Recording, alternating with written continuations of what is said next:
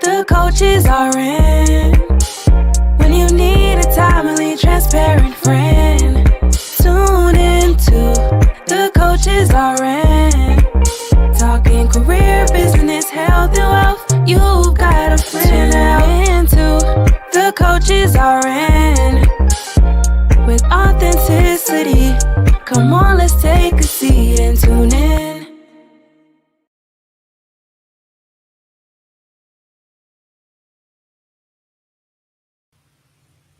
And we're back for another episode of The Coaches Are In. Yes. Always excited to be here. Come into the room. Yes. So we're going to introduce ourselves just in case you don't know who we are. If this is your first time tuning in, don't let it be your last. Come back and make sure you catch all of the previous episodes as well. So I am Dr. Cherita Weatherspoon, the creator of The Coaches Are In. Also the CEO and founder of Powerhouse Coaching, where I serve as a business strategist and alignment coach, particularly serving multiple six-figure revenue-generating Black women entrepreneurs who are looking to realign and thrive in both business and life. And I'm Dr. Malaika Turner, and I'm the CEO and founder of The Speaker LLC. I'm also the host of the Pivot Podcast, and here on The Coaches Are In, I work with you on confidence. So I want to see you show up strongly and be that one that you're that person that you're supposed to be when you show up, whether it's on your job or in your personal life or in the world at large. Yes, and I am Allison Garrett. I am your behavioral interventionist, and I work with women who struggle with knowing what has them stuck without years of therapy. Awesome. And we are the coaches. We're in. Yes.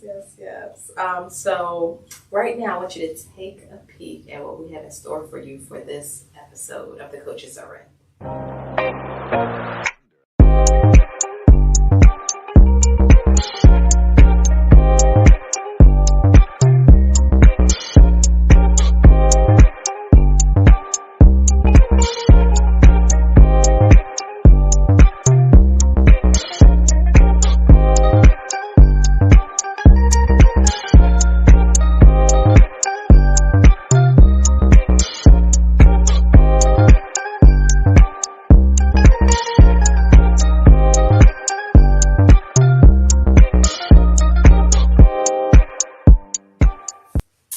So we are back, and we're going to transition to our viewer question segment. I think we love this part. We do, absolutely. So I'm going to go ahead and read the question. Okay. Hi there. I recently started a small business, but I'm struggling with managing my finances and keeping track of expenses. How can I improve my financial management skills and ensure the profitability of my business? Inquiring minds want to know. Okay, so first of all, I think you got to recognize what's in your wheelhouse and what's not. Right. If tracking revenue and expenses is not your thing, you need to get some help. Right. It's hard. Right, but it's important. Yes. It's important. So, and even if you're not making a lot of money in your business right now, you still need to be, you need to know what's coming in, and you need to know what's going out and when it's going out and how much money is left after it's going out, so that you know where to invest in your business, what you can invest in your business, and all of that good stuff. So I would say, ideally, like hire a bookkeeper at minimum, but if you really can't do that, then you need to invest in some software to support you. So you've got, like QuickBooks and FreshBooks and Zoho Books, all of those things that you could potentially use. And that worst case scenario, use an Excel spreadsheet and document everything. Line items. At least once a month, going in to review your transactions and all of that. Right. Now, the profitability part is really a deeper discussion. Obviously, knowing what's happening with your money is a part of that, but you ensure profitability before you even have revenue and expenses to track. So when you're determining your pricing for your products, programs, and services, you should have profit built in. Yes. Okay. Right. So even if you don't know what's going on with your money and you're not tracking properly, if you estimated your expenses, you did a good job with that, and you priced properly, there should be profit built into every transaction that you're having. Every transaction. Every transaction.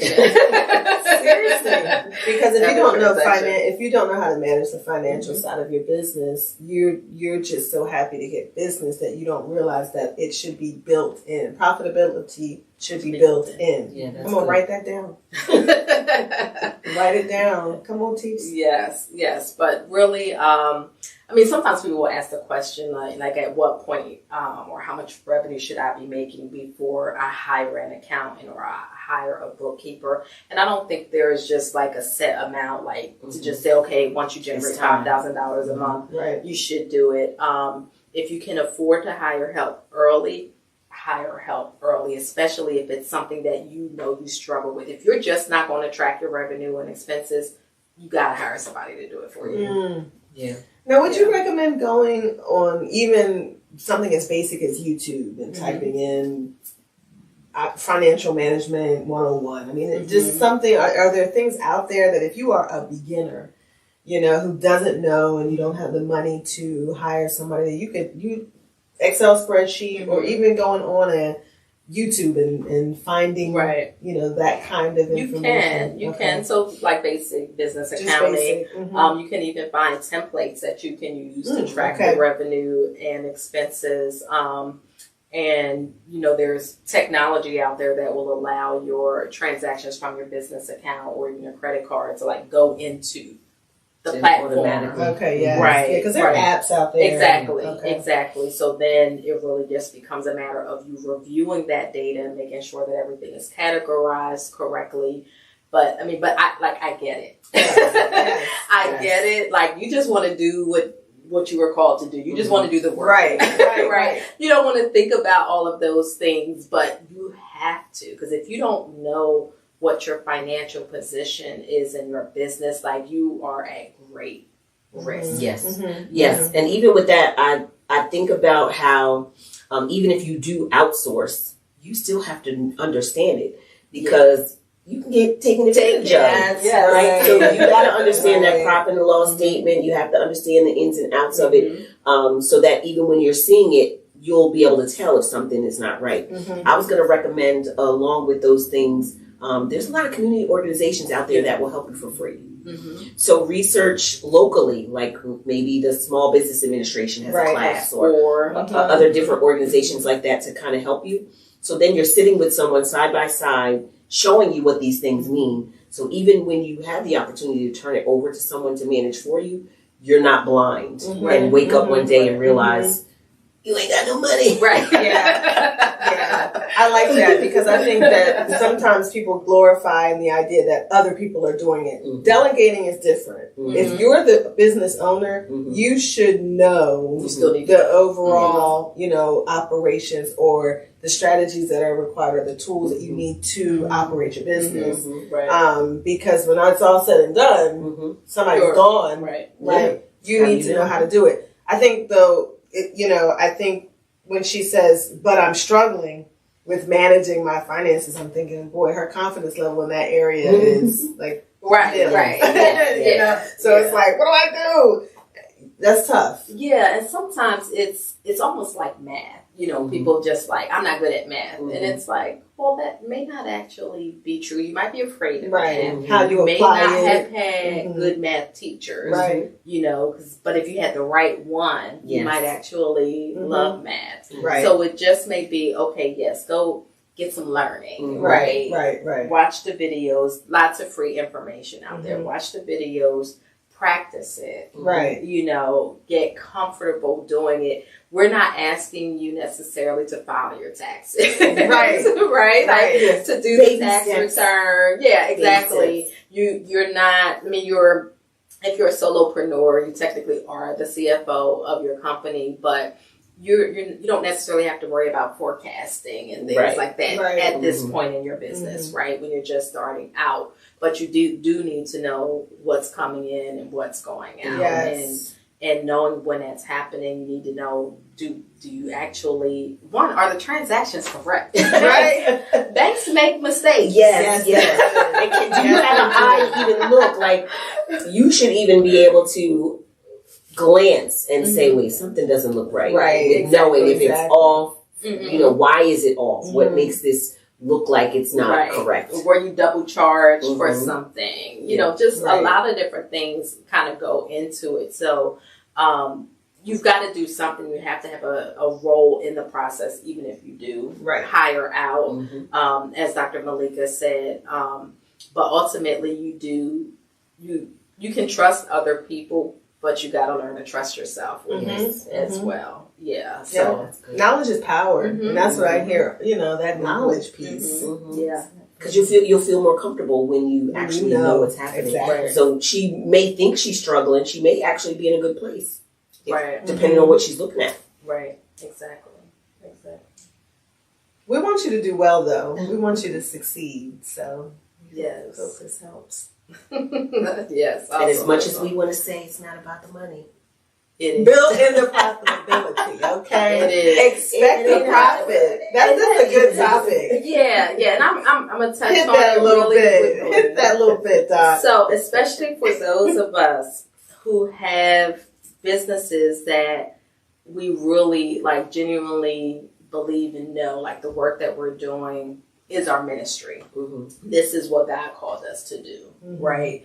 You can kind of get stuck in that, well, it doesn't matter if I actually make money or if I'm profitable. Oh, yeah. But one, if you're not making money, it's not a business. That's expensive hobby. Yeah, expensive. It's not a business, right? Businesses exist to generate revenue, to create profit. How do you use that profit? Is your business. Right, exactly. Right. So what you do on the other side of that is whatever it is, right? But businesses exist to generate profit. Yes, we want to make an impact and all of that stuff. But otherwise, I could do what I do and not charge anything, right? But I want to eat. And I want my family to eat. Yeah, there's that fiscal responsibility. Right. I want to look good. Right. And there are expenses to do what I do, right? So where does that come from? But yeah, it's okay to make money. You should be making money. I'm going to say you should be profitable, but with the right financial advice, you'll know when you shouldn't be profitable. Get into that whole tax thing. Sometimes you might want to take a loss, but it's strategic. Right? But if you don't even understand what's happening, you can't develop strategy. You can't talk to the person that you hire to manage your books or whatever about what's going on if you don't have basic understanding. Right, exactly. Yeah. That's good. Absolutely. Yeah, that's good. Absolutely. All right, so time to tighten them books up. Let's go. Get that knowledge.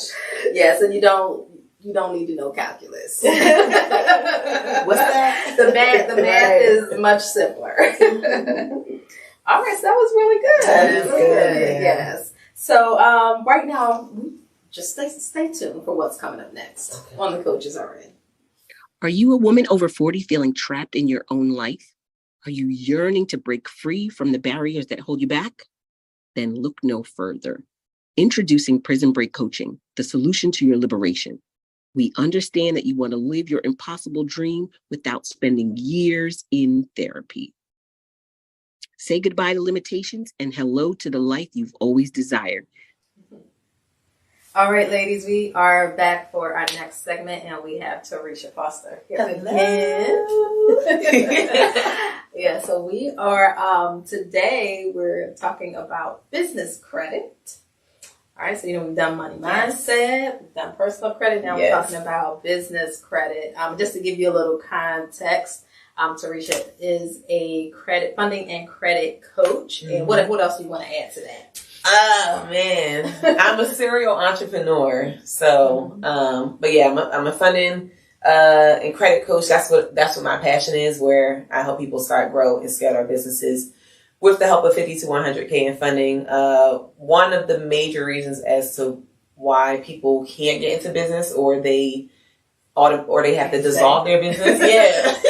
They can't stay in business is money. So that's where I am the solution to that. So I 100%, 1,000,000% love what I do when it comes to that. Yes, that's awesome. So Yes. just full disclosure, I have not used Toresha's services for getting that funding, but I think I probably need to set up a consultation to see what we can do. Look, 50 to 100K average. I mean, there's some people who get higher, like 250K.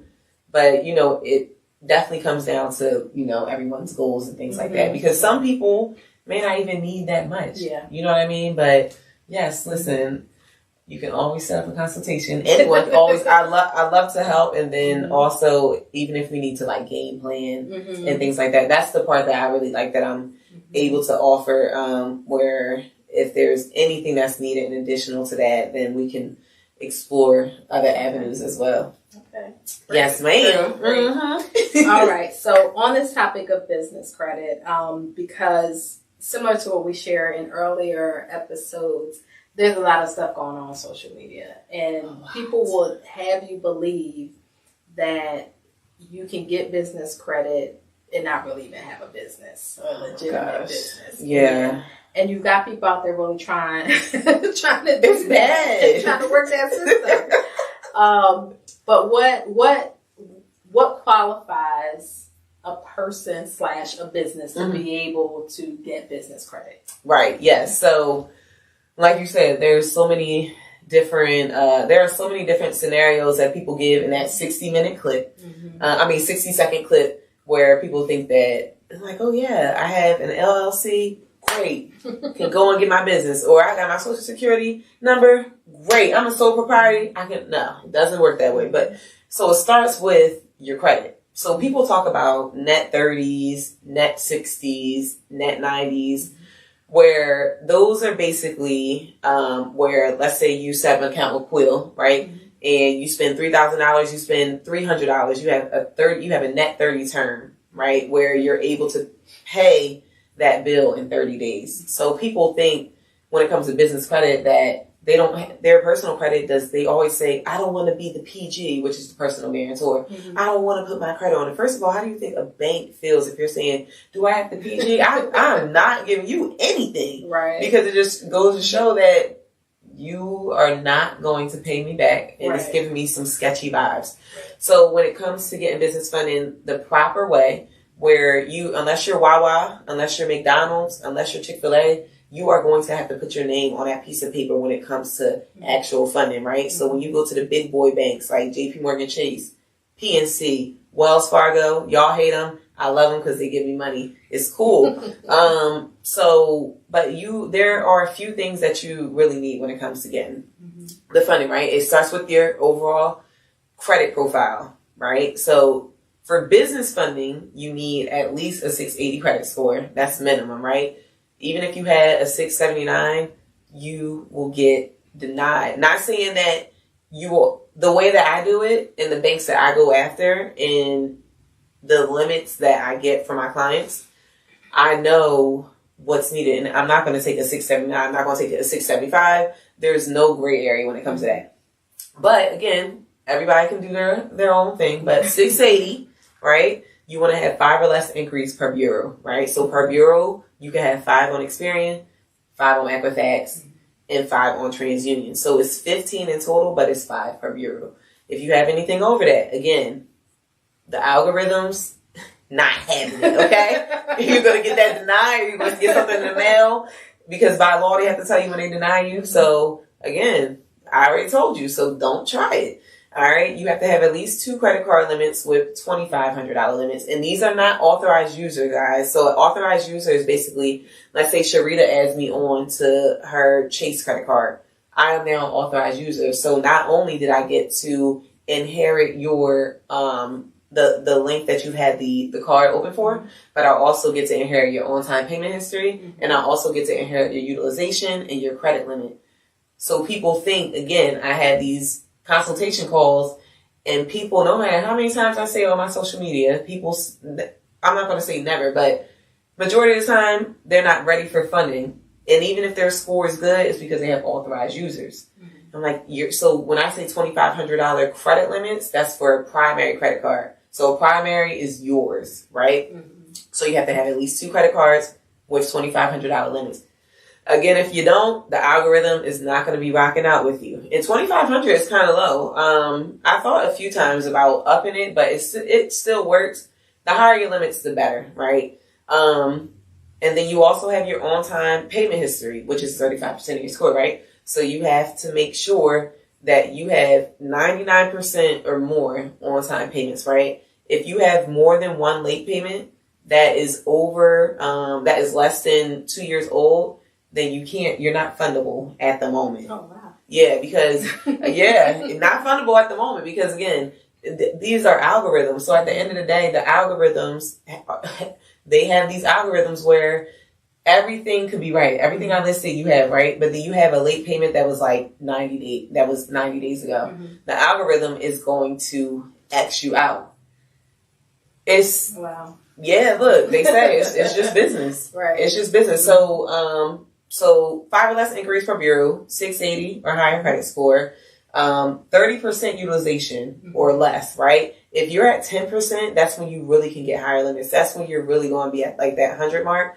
Now, if you do only have like $2,500 limits on your credit card, you're going to be closer to like the 50 grand mark, like when it comes to funding. Because sometimes people think like, oh, I have 2 credit cards with $2,500 limits, right? The banks are going to give you 3 to 5 times your limit that you have on your personal side, right? So let's just say you got $3,000, 2 $3,000 credit cards, and they give you 15 grand for on 2 credit cards that you were able to get. You're at 30 grand, which is great, right? But then somebody else who has a $15,000 credit card, right? Now, granted, banks don't always have $100,000 limits or $50,000, but you could get the max, and normally they're around like 25 to 40 grand per card, right? So again, just imagine if you got 2 credit cards and they're in the amount of 20,000. Now we really getting cooking. That's how you get to like that 6-figure in funding mark. Okay. So most of this business funding is coming in the way of a business credit card. Yep. So business credit cards, business lines of credit, and business loans. So the major one that everyone likes is because it's the 0% interest. And who doesn't like free money? Now remember, it's free money, but you got to flip it. It's not really free, y'all. You got to make sure that you have a strategic game plan. But the 0% interest is everyone's favorite because imagine if you had 6 to 18 months on, let's say you're doing real estate, right? And all in, you have like a $60,000 project, right? But then you end up flipping it, and now you're up $80,000. So you were only paying $600 a month because on business credit cards, just as long as you're not over $25,000 per card, then you're really only paying like 1% of that limit, right? So let's say you have $60,000 in outstanding credit card debt, but it's 0% interest. You're only paying $600 per month until that home project is done. But those $600 per month, let's say it took you 6 months, right? You literally only spent, $3,600? Yeah. $3,600, and now you made $80,000 off of that. You see what I'm saying? So that's why people like business credit cards, because you can turn the credit into cash. You can literally pull the money off the card. There's different ways that you can do that. But then you do have the business lines of credit, right? So, but you have to be in business for at least 2 years. There are some banks like Wells Fargo, you can go in if you've been in business for like a year and you have like a good relationship with them. They will give you, they'll give you a business line of credit, and then you have your business loans, right? Business loans, you always, for the most part, have to be in business for 2 years on paper. So you have to be incorporated, and you have to keep up with your taxes and stuff, right? So you have to keep up, because if they ask for your tax forms, and banks won't always ask, but they know they can go into the Secretary of State and see when you incorporated. So if you're telling them, hey, it's 2023. Yeah, I've been in business since 2021. And you just started again. That's going to be a red flag, right? So For business loans, you have to be in business for 2 years. And that's when you really start getting like you can get some crazy numbers off of business loans, like 250,000, 500,000. But again, you have to, a lot of people are just starting out. Everybody started pandemic. Right. So everybody is starting to be around that 2-year mark. But again, you have to still make sure that you're structured properly. And you have to make sure, even on your business side, that your payments are on time, because we do have payback scores, Intel scores. The banks look at those, but they really base it off of you, the personal guarantor. Right. Because the same person managing your life and your personal finances is the same person managing your business. Yes. Your business finances. Yes. So if your stuff is shady, crappy over here, it's probably going to be shady and crappy over here. Exactly. That is so true. And another thing too, like, so when you are getting your business funding, right? Everything's relationship based, right? Like, we should all know that at this point. It's not about what you know, it's about who you know. So when you guys are, like, even again, it starts with your personal, right? So like I was saying in one of the previous episodes, we take for granted walking to a bank and being able to open up a checking account, right? Or if your credit is good, you know that you're going to get approved for any and everything. But once you mess up, you mess up. And now you put yourself all the way behind. So in order to mitigate that, just make sure, like Cherita said, like, your personal finances, like, they see that. So what makes you think that they are going to give you any type of loan, whether it's a new relationship or old relationship? They still see your credit. Get this, even when people get credit cards, I didn't have to get an inquiry on my report. You still have soft pulls. They still can internally see these things internally. They're just not doing a full scope. But they are still seeing, like, certain things. So don't think that it's just like, if you have a cheat day, right? But then, and you wasn't supposed to have a cheat day, and then you lied to your mom or dad or whatever, your accountability partner, the truth will come to light sometimes, guys. So just make sure that you are just nurturing your credit, because your credit is really all we have in life, honestly. That's how we can make our money ultimately and be successful in that aspect. Yes. The important thing, or one of the important things also, is that, like, the money has to be paid back. Yeah. These are not grants. Right. These are not grants. So you have to have a plan for how to, like, how you're going to generate money from the business credit. Yes, you can invest in team and technology and marketing, but there should be a plan for all of that to turn into additional revenue. Yes. So not only can you pay that back, but you've got some extra on the side to do some other things as well. So it's not just about getting the money. And I think so much on social media is about getting the money. That's it. That's very true. I'm so glad you said that, because I mean, once you get the money, then what, right? The clock does not stop. The banks don't care. They're giving you the money. So it's one thing if you get a credit card or something like that, right? You only pay when you swipe, right? So once you start accruing a balance, that's when you have to start paying. Same thing with a business line of credit, right? But when you get into the loan side of things, which is where, and I think people get hung up on, like, oh my gosh, $250,000, but what are you going to do with that? Now, I say you want to use a portion of the loan to pay back the loan, right? Put up 12 months reserves. And then, of course, you're going to have a solid game plan where you know that you'll be able to pay that $250 back. Also, depending on interest rates and things like that, if you are able to pay things off sooner, you can do that as well, right? But you don't have to kill yourself. Just make sure that, even down to, like, the monthly payment, right? If you have a $250,000 loan, one, do you need that much? And two, you don't have to take what the banks give you. Like, they're not going to say, oh no, if you can't take the $250, then we're not giving you anything. Like, right. That's not, they're in the business to make money. So even if you say $30,000, they are going down. The interest rate and things like that may change, because depending on dollar amounts and things like that, and to incentivize you, the banks can still play their games, right? But ultimately, yes, you do want to have a game plan when it comes to paying your stuff back, because if you don't, again, you're just going to be back to square one. And and then you're just ultimately not going to be able to achieve your goals, or at least not be able to achieve them in a timely manner. Okay. Before we wrap up, I want you to speak quickly about the DUNS number.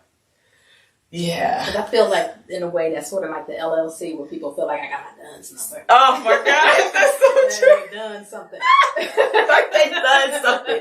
You didn't do anything, okay? So guys, a DUNS number, so people don't know this. So you can well, not automatically. I don't remember the exact time frame, but if you don't apply for a DUNS number, I've only applied for a DUNS number once, and I'll just get DUNS numbers because I've been in business for X amount of time. Your DUNS number you can have a DUNS number, but that does not qualify you for funding at all whatsoever, right? Now, people are going to say, oh, you have to have a DUNS number, or you don't have to have a DUNS number. I'm neutral, because again, I only speak on like and there's so many different ways to skin a cat, right? Mm-hmm. So many different ways when it comes to funding. Like some people do non-PG funding, but guess what? You're going to pay, like you have bad credit, interest rates, and you're not going to be able to go to the big dog banks, right? Mm-hmm. You may be able to go to Capital on Tap, where they still do soft credit pulls and things like that. But guess what? Even if they give you $100,000, you have to pay 10% of that balance every month on top of interest, right? Exactly. So choose what you want. Like, do you just want to have good credit? Who cares about a DUNS number? Somebody who's watching this may be like, oh, you're supposed to have a DUNS number. But like I told y'all, like what works for myself and my clients, and it's not like I just do this for myself. And obviously, if I did do it for myself, I could really speak to it because I've done a lot of funding for myself and my companies, because I have multiple. On the application, they don't ask you for your DUNS number. Now, are they going to do some research on your business and stuff like that and look up your DUNS number if you have one? Yeah. But guess what? It ultimately comes down to who you are as an individual. Because guess what? You have to put your social security number on there just as much as you have to put your EIN. Mm-hmm. But ain't no way on any application they're asking for a DUNS number. Ever. Right. Ever. So you need your EIN, of course. And just because you have your EIN doesn't mean that you're a business either. Right. And people think that too. Yeah. Like they don't even have an LLC and have an EIN sometimes. They don't even have a business name. They don't have a business name. Oh, I got my EIN. Okay, what? You're right. And don't pay for an EIN. Do not pay for an EIN. EIN is free. You can only get it Monday through Friday. The cutoff is 7 p.m. Eastern Standard Time, I believe. Mm-hmm. If you try to get an EIN over the weekend, they don't allow it, but it's on irs.gov. Please do not pay $250 for an EIN number. It is completely free. Mm-hmm. Yes. No, so DUNS number, you can have it, but it's not. Yeah. It's not necessary. It's just an extra step. Let them create it for you. Why do you think they created for you after X amount of time? Mm-hmm. I think after you are in a legitimate business for a certain period of time. Yes. Then they'll create it for you. Yes. For free. Yes. Yeah. So the thing. Get a legitimate business. Yes, please. Don't just be out here trying to get funding and getting all these little numbers and incorporation statuses with nothing to back it up. And also, don't use Cash App, don't use Zelle as payment platforms. Mm-hmm. Let's be legitimate. Let's look good on paper. Mm-hmm. I only have Zelle for one of my companies, but that's just because I funnel a lot of that money. Like I'm paying for expenses, and if I have to pay people and they take Zelle, like even if I'm going on like a business trip with a friend, and so I can expense it through my company, but I still have clients like, yeah, send me your Cash App or Zelle so I can pay you. No. I mean, it would be better for me technically because I wouldn't have to worry about chargebacks. I never received one. God bless. Please let it continue being that way. But Zelle, Cash App, like it just is not a good look. And especially, it's not designed for that purpose. It's not. Yeah, it's not. Like even if you're a hairstylist, selling food, even from your house, still Zelle and Cash App, you have to pay taxes regardless. So get Square, get Stripe, whatever. It's 2.29%. I just got an email. They're upping it to 2.3 plus the 30 cent, which is fine, but it just looks better. It makes you look more legitimate. And again, the banks. That's what they want. What they want to see. They want to see that. You know, they want to see your business phone number. They want to see your business address. So try not having your home on there. If starting out, you have to put your home on there. Do that. But going forward, you need to file an amendment and change to your address, because when these banks are doing funding, and I get funding for people, I still get funding for people who have their home address. But if you have a home address versus a business address, the banks are looking it up. You're running your business out of the house. I don't care if it says Toresha Enterprises. I see a townhome. I see a condo versus I see a Regis office, right? Don't do iPostal where you're getting these virtual addresses that show that you're working out of a UPS store. So just think of all these things when it comes to funding. Like that, you having a business address versus a regular address could be a difference of 10 to 15 grand per card sometimes. Just because of that. That's good. That's good. All right, so obviously Toresha could go on and on. I love it. But what I want to encourage you to do is to reach out to her and connect with her if you are in need of credit repair. Yep. Which will lead to you getting personal funding. Exactly. Or business funding. Yep. Take advantage of her consultations, and if you need a service that she provides, do it, because if you have not established already, like having good personal credit, that's the real money. It's mandatory. Yes. In this day and age, it is. Yes. Life can be easy or hard. So if you guys want to connect with me, all across all platforms, Toresha's Financial Tips. So TORESHA. Toresha, should I add the S? Toresha's Financial Tips. That's across all platforms. Would love to connect with you guys. I offer free consultations, which is a gem in itself. And then if we're a great fit, let's get to it. All right. As she said, let's get to it. Yes. All right. So stay tuned for what's coming up next on The Coaches Are In. See ya.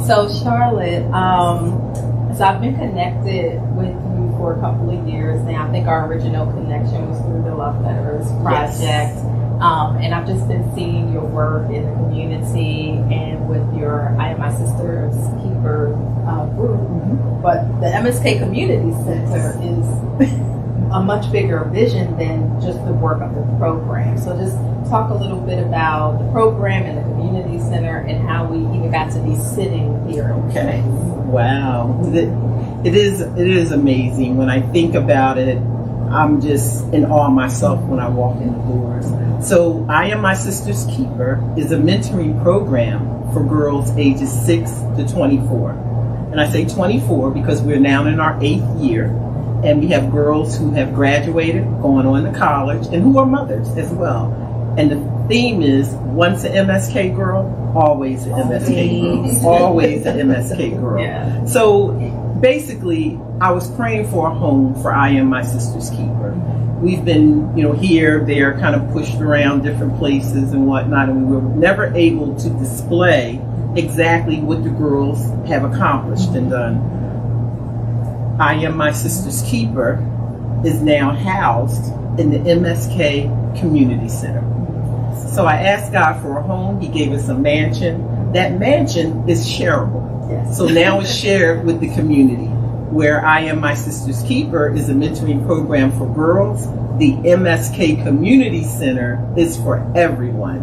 And we say toddlers through our precious seniors. We have something for everyone at the MSK Community Center. So when we looked at this building, we said we want this building to be a beacon in the community.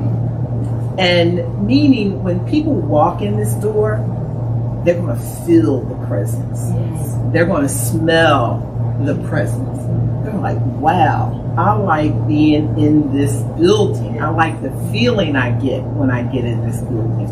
That's how you felt. Once we get you in the building and you feel those things, then we can give you the resources. At this point we have kids that are knocking on the door when we're not even open. They're at the door and they're like, oh, when are you opening? When are you opening? We have parents that are coming in saying they had to come down to see the center because their kids are here from 9 o'clock to 8 o'clock at night. I'm like, well, your kids is that long. You should come in here to see what's going on in this building. But there is a lot.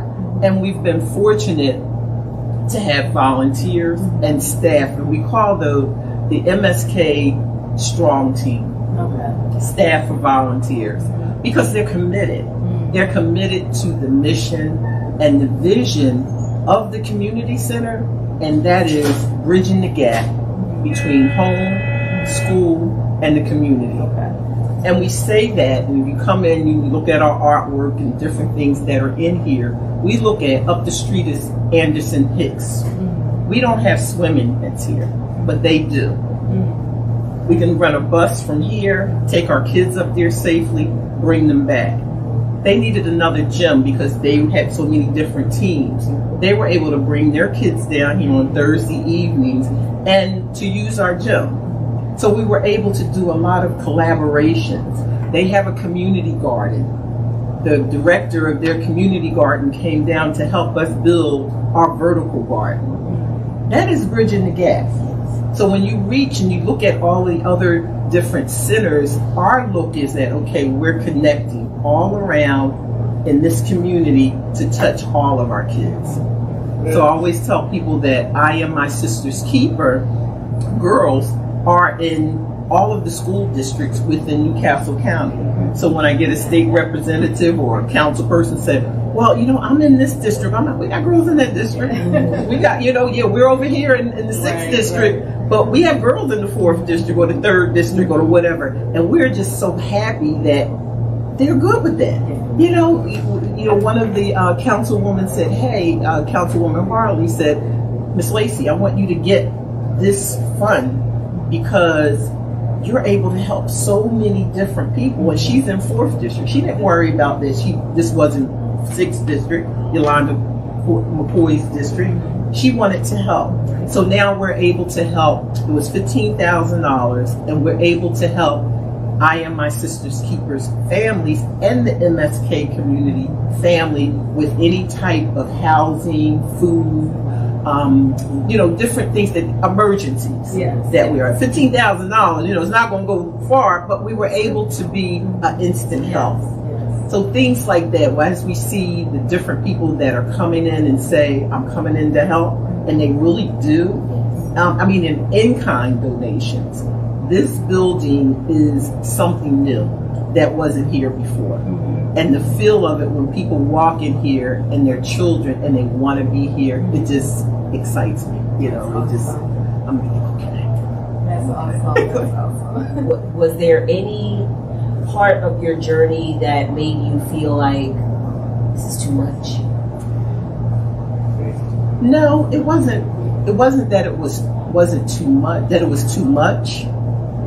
It was, why don't you see we need help? It's like, why don't you see we need help with this? Hey, we're doing a thing over here. It's going to get done. Yes. But we need some help over here. So it was more or less that. And again, I said, this is a family affair, and I'm blessed with that. That I had people, my family, my son, my husband, family members that were putting in this work for volunteering because they want to see this place flourish and thrive, because they want to do this for the youth that are in the community. So I didn't have to worry about paying them, like whatever or whatnot. All hands on deck.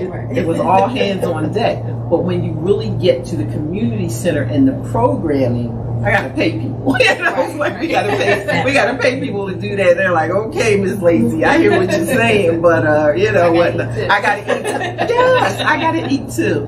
So those are just some of the challenges, and still continue to be. But I have a great staff and backbone, like I said, with family and different ones that are here that come through. I can make a phone call. It was during the summer, 2 kids that came in. They were here like 9 o'clock, and then another one came in, and the little boy said, I couldn't get any food off of my card. I'm like, what kind of card you got to go get food? He said, well, they said it was canceled.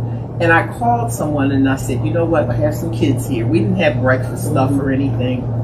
And I said to them, I said, I have kids here that are hungry.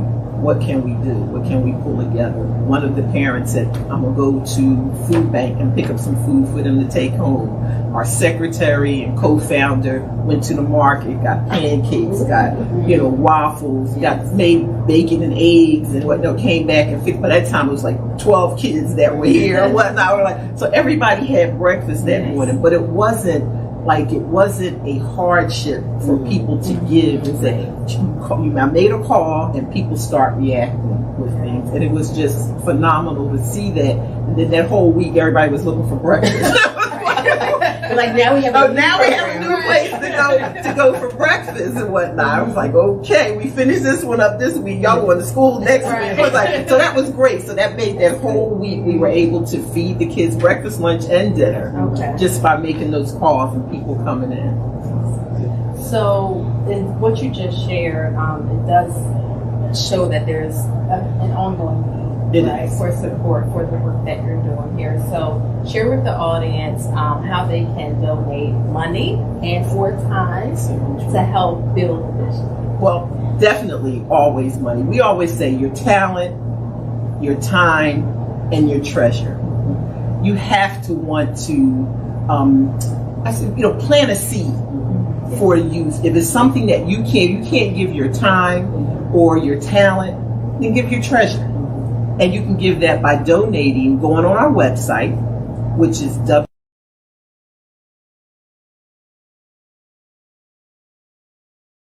.org. And you can go on there and donate to I Am My Sister's Keeper, as well as the MSK Community Center. You can follow us on all social media, MSK Community Center for Instagram and Facebook, MSK Rights, RITES, for I Am My Sister's Keeper. And you can come and visit. I would love for you to come and visit, take a tour. It's almost like when you walk in those houses that they're trying to sell and they got the chocolate chip cookies. Like, we got a great smell in here when you walk in the door. It's not chocolate chip cookies, but it's great. But come and see what we're doing and why people want to be here, why this is the place to be. The MSK Community Center, 1009 Sycamore Street, Wilmington, Delaware, 19805. At the pink doors. Don't worry about the pink doors. There's a lot happening on the other side of those pink doors. But you will know the place when you get here. Awesome. I'm glad that you shared the mailing address or physical address as well. So even if you're not in the area, but you appreciate the work that Charlotte is doing and somehow want to give back, write a check and send an email. Write a check. All checks to MSK is simple. That's right. Yes. Awesome. So can you just share before we wrap up what activities are happening this year with your programming look like? You know, how can we come to participate? Definitely. So this year, of course, we have an after-school program. So our kids will have to come in, and before they get started, they'll have a little snacks and whatnot. But then from there, what they will do, they'll go on. So everybody's digital now. So they'll go through a session of conflict and resolution, emotional intelligence, just different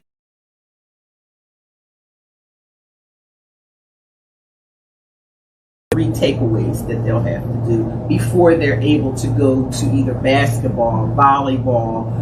We also have pickleball, which is one of the biggest growing sports. Now we have two courts, and actually this is for adults also. So Wednesdays are pickleball and dodgeball. Okay. So you can come in, adults can come in at 11 o'clock until 3, and then our youth can come in after that until like 6 o'clock.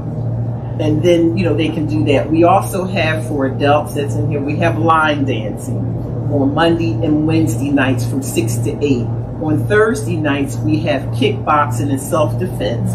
For youth, 5 to 6. For adults, 6 to 7. And then on Thursday nights, we have what's called cardio drumming, also at 7 o'clock. And then the other nights are kind of free. Either basketball, volleyball. They don't want to play pickleball too much. But we're getting them into pickleball. We're like, okay, we can see this is working a little bit. But we also have a great game room where they can go downstairs. I don't even know all the different controllers or whatever that they can play, but it's several spaces and televisions for them to go downstairs and work out whatever game systems. And then we also have a chess club. We have a great chess club. So every time we do something, we do it as a pop-up. Okay. So the line dancing, the cardio drumming, and we just wanted to see how people would take to it. So that's how we introduce different things. So on Tuesday nights, we have what's called life skills.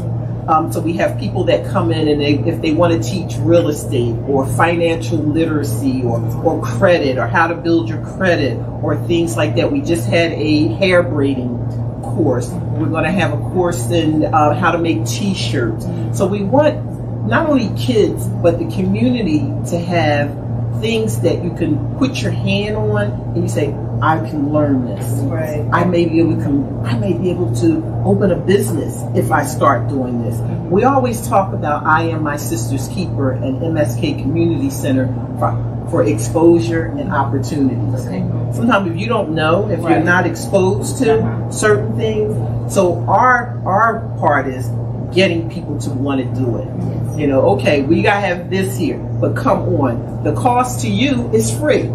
And it's free right now. That's what we always say. The cost to you is free. All you have to do is go online and sign up and show up. It's free.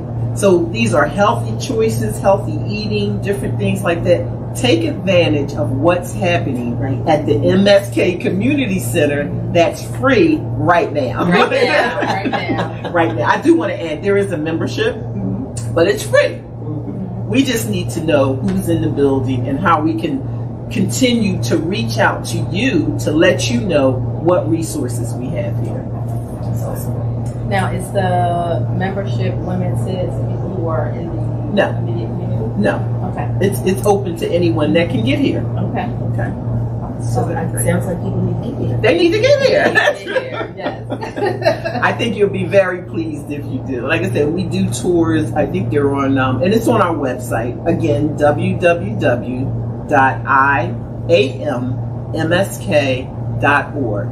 You can go on the website and see when our tours are. But if you're in the area and you want to just stop in, stop in. We're usually here from at least 10 until 8. Okay. Awesome. Great talking. Well, thank you. I'm excited you ladies came in. We're here. Yes. Thank you. You might want to check out that cardio. Yes.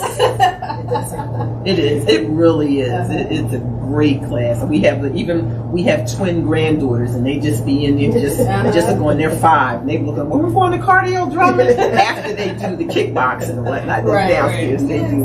But it's great. Awesome. All right. So, ladies, I learn more about the work that Charlotte is doing with I Am My Sister's Keeper and the MSK Community Center. And now just stay tuned for what's next on The Coaches Are In. Yes. All right, so that is it for this episode of The Coaches Are In.